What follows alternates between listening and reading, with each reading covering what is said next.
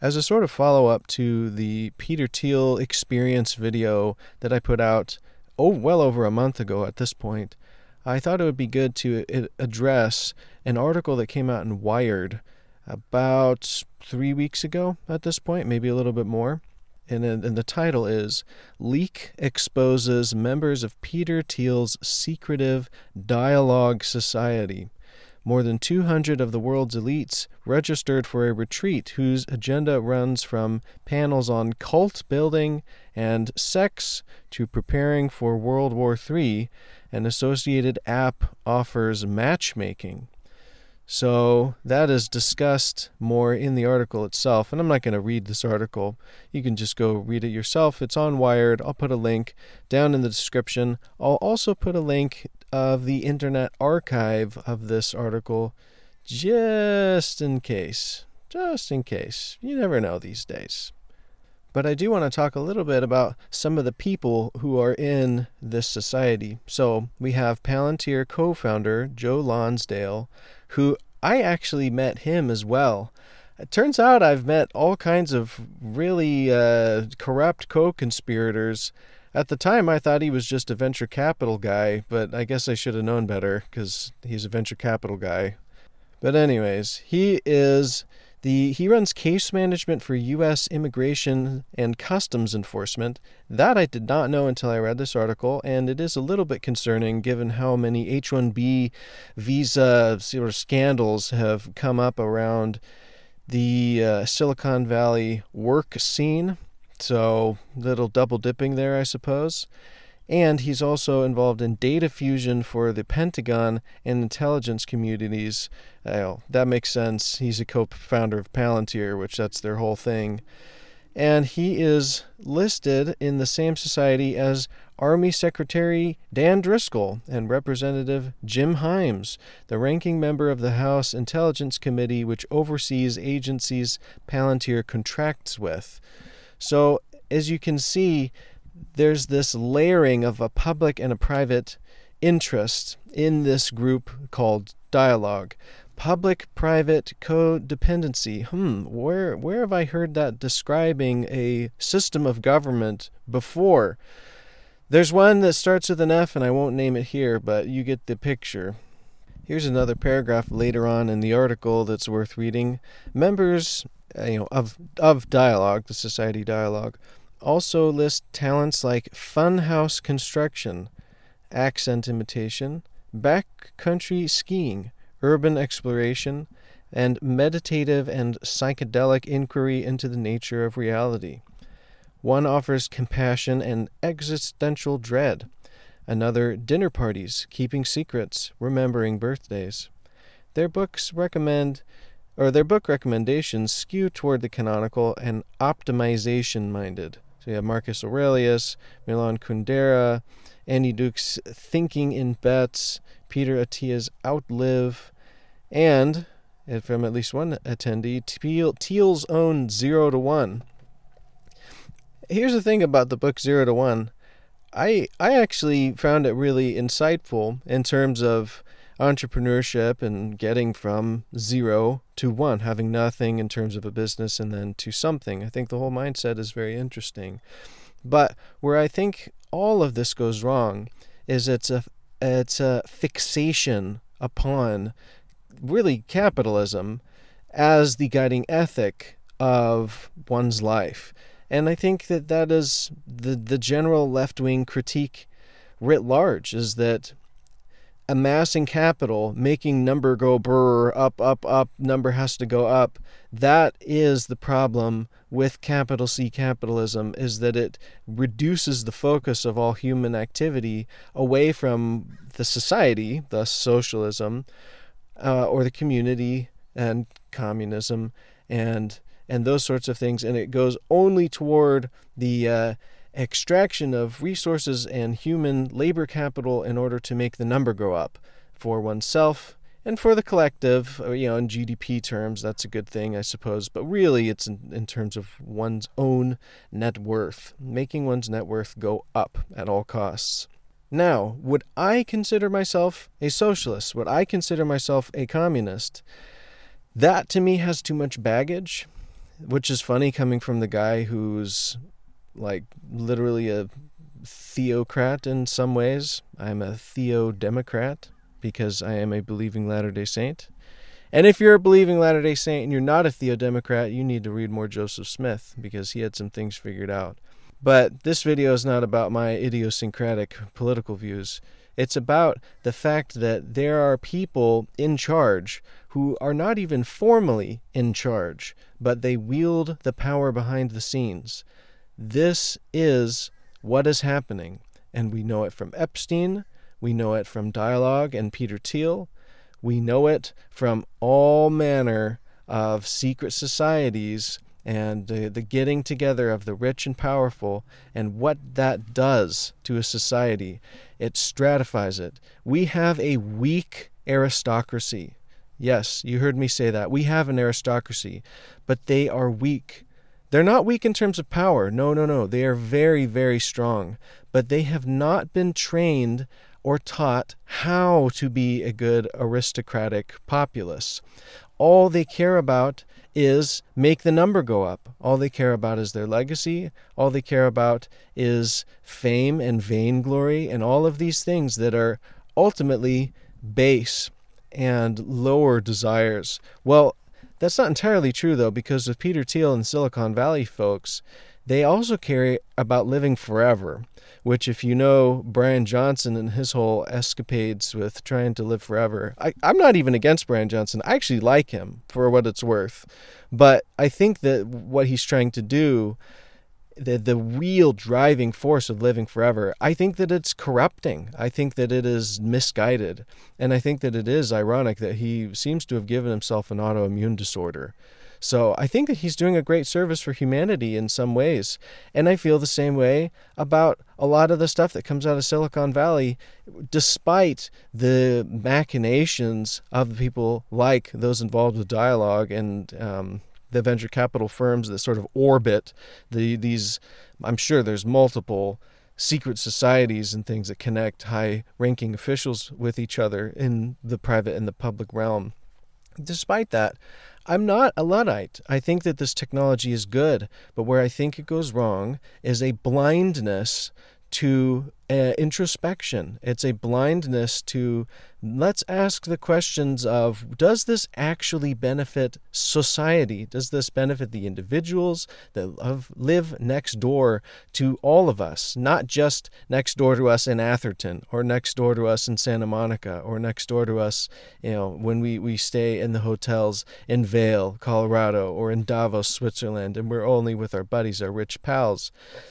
It's recognizing that we are all human beings and we all have different propensities and strengths and weaknesses.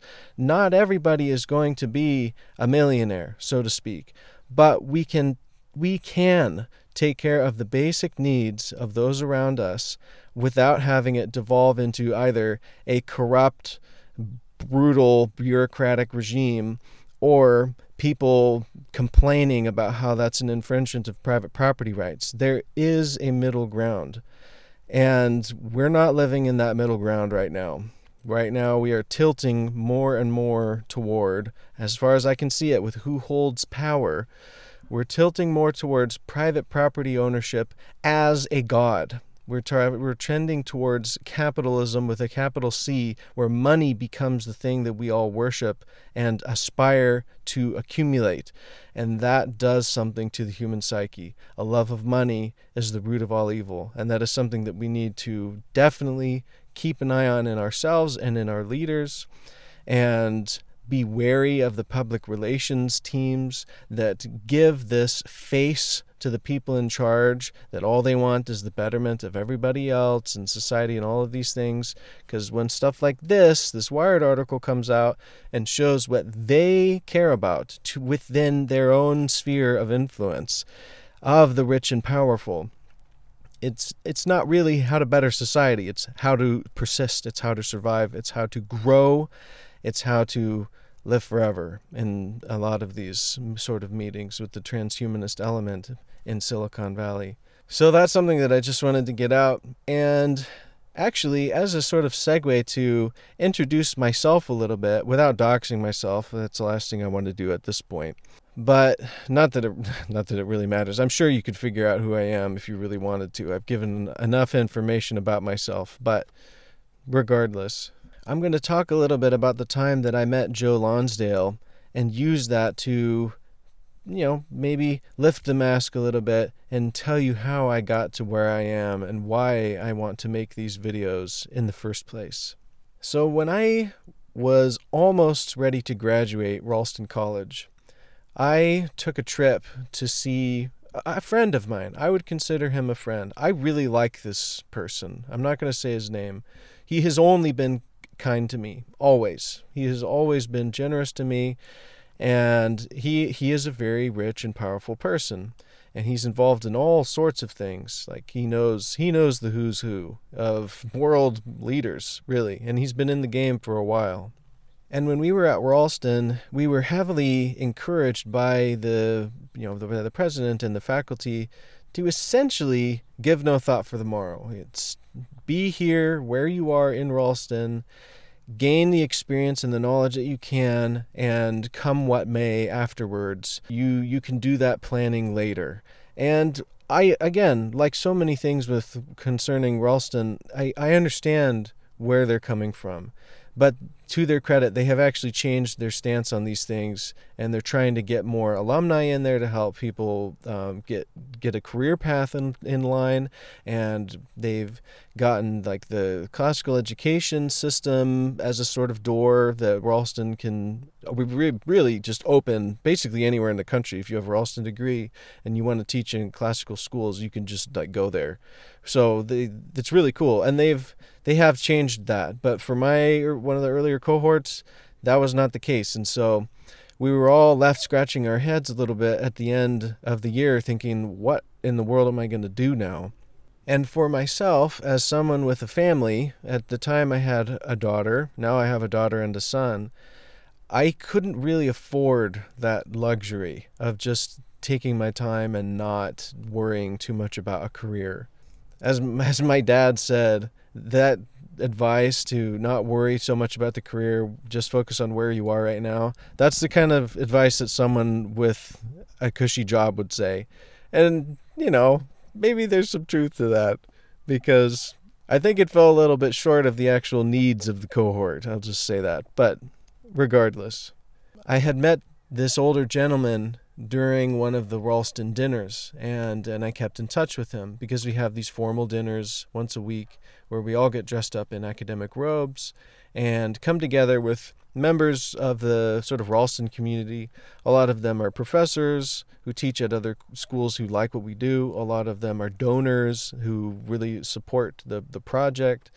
And so you get the chance to meet some really interesting people, and this guy in particular kind of piqued my interest. And so I went up to see him. I basically just got to know him more and asked him to tell me stories and tell me about himself and his life. And he actually hooked me up with another friend of his, a younger man, almost my age. And we got to talk as well. And I didn't try to use that initial visit as like me trying to get a job. I didn't think that would be wise, but that was ultimately my objective. And so I stayed in touch with both him and this other person who was an entrepreneur, young guy, really another like great guy, like really cool guy. And he used to work, this guy in particular, the young guy, used to work for 8VC. And that was the first time that I had ever heard of 8VC. It's maybe a mid-sized venture capital firm. It isn't one of the big boys. It isn't Sequoia Fund and Andreessen Horowitz. It's not as big, but it's pushing around a lot of money. It's in the billions, so it's got a lot of capital to swing at bets it wants to take. And this young man, he was giving me the advice of, get in touch with these guys. Hey, I know this other guy. He's the chief of staff over there. You should talk to him. And then I talked to my older gentleman friend about the whole ordeal. He's like, oh, yeah, I know Joe Lonsdale, who's the founder of 8VC. You should go talk to him. And so I actually went to one of these networking events. I started working with a recruiter in the company, and I started talking with them. I went to one of these events up in San Francisco, and I'm not the most extroverted person in the world, especially not just cold contacting a bunch of strangers in a room when I don't really have anything to offer. I'm not trying to pitch anything. I was just trying to get to know people and ultimately get on Joe Lonsdale's radar to help me find a job. Because like, what, like, who the hell is going to turn down an opportunity to get a job through the venture capital network and make $1 bazillion? So I eventually did see Joe Lonsdale coming down the stairs in their office. It's like right on the Embarcadero. It's so beautiful. And I went up to him, kind of waited my turn a little bit, and basically referenced these names. Hey, these are these people that I know. And he said, like, let's get this guy into something. And that to me was such an eye-opener, man. It was like it was out of a movie almost, where I was excited, don't get me wrong, but there was something kind of bone-chilling about that particular moment where it was like, he doesn't know me at all. He has never seen me before, and yet I reference these names, and he is willing to put his faith in me and get me into one of these companies, these startup companies, and get a job that would change my life. And it really opened my eye to the fact that that is how things work in this world. You can call it nepotism, you can call it whatever you want, but that is the thing that opens doors, is who you know. As some of you more astute listeners may have caught on at this point, I didn't ever actually take one of these jobs that were essentially offered to me. There was something in Massachusetts, another thing in Michigan, another thing in the Bay Area. I would have to move, another thing in Atlanta. And all of these things were great opportunities. And ultimately, it just didn't fit what I wanted for my life. And this is not to toot my own horn, because there are many days when I think, did I just make such an awful mistake by turning down these job opportunities? But when my daughter was born, she was born with a cleft lip and palate. And for those of you who have been involved with, like, especially infants, but young children in general who have special needs, especially like physical special needs. She couldn't talk. She couldn't eat like a normal baby and toddler. Then you know it can be a bit traumatic. It was an intense experience, to say the least. And my wife and I basically made a pledge that we would never, ever have another baby if we weren't living close to family. And when I graduated from Ralston, we knew that we wanted to have another baby within the next year and a half or so. That was the spacing that we wanted for our kids. And so I had all of these opportunities popping up all around the country, and I knew I would have been gone a lot. I knew that we would be living in expensive urban centers, and so the money, even though it would have been a lot, it wouldn't have gone as far as we wanted it to. And ultimately, it came down to we wouldn't be far away from family, and it would be difficult for them to come and see us. And so we moved in with my parents. And that is not something that I foresaw, because we had been living on our own for years at that point, and here we were going back to live with my parents, and there were feelings of failure. There were feelings of like, this is a mistake.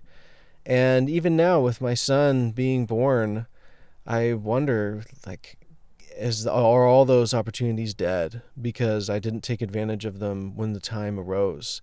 And the answer is probably yes. Unless I kind of start that process all over again and go talk to this older gentleman, I think it's not that the bridges are burned, because there was only amicable exchanges, but that's just appears to me to be how it works, is you take advantage, you strike while the iron is hot, and if you don't, then they move on. And they moved on, and I don't hear from a lot of those people anymore.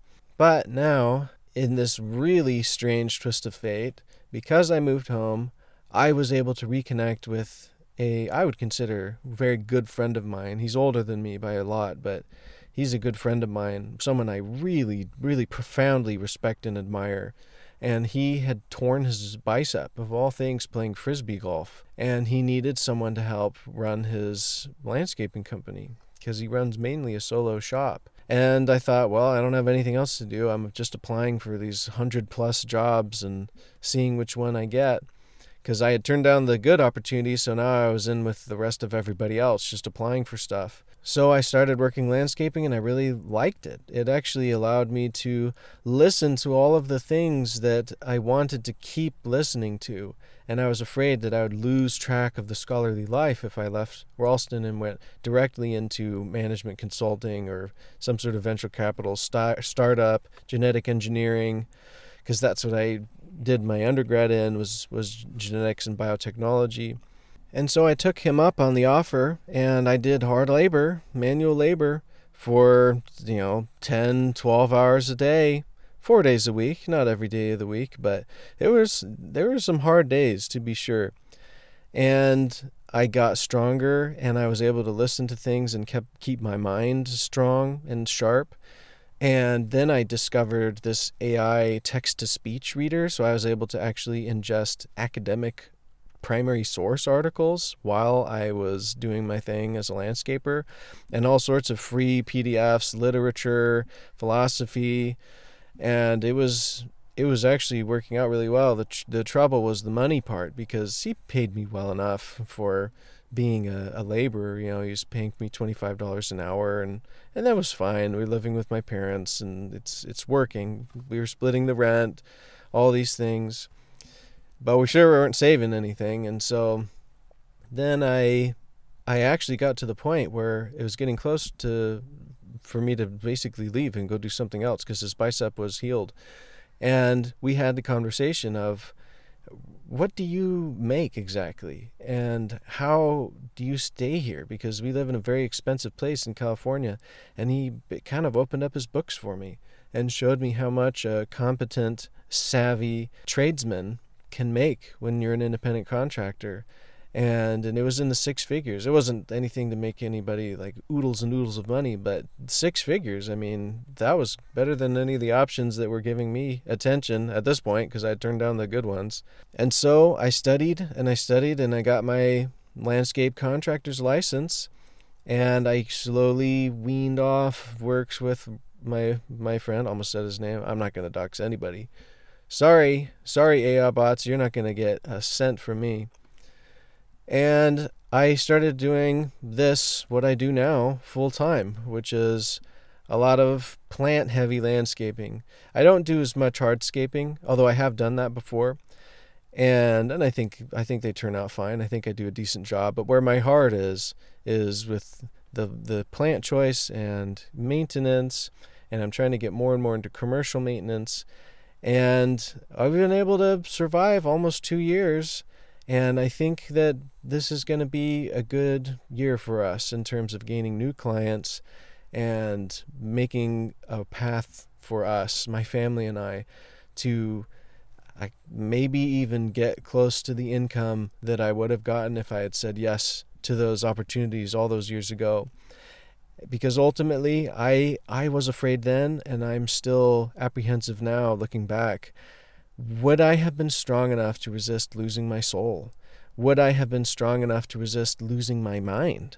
Not in an insanity way, but in terms of thinking just like everybody else does. Because you cannot imagine, until you're in the room, the power that the social pressure exerts on you to act a certain way, to think a certain way, to be deferent to the right people, and knowing who's who.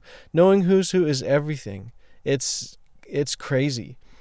And so that was my experience, where I actually met Joe Lonsdale very briefly and had a whole tour of the inner workings of 8VC, and almost got a job with one of their companies a couple times.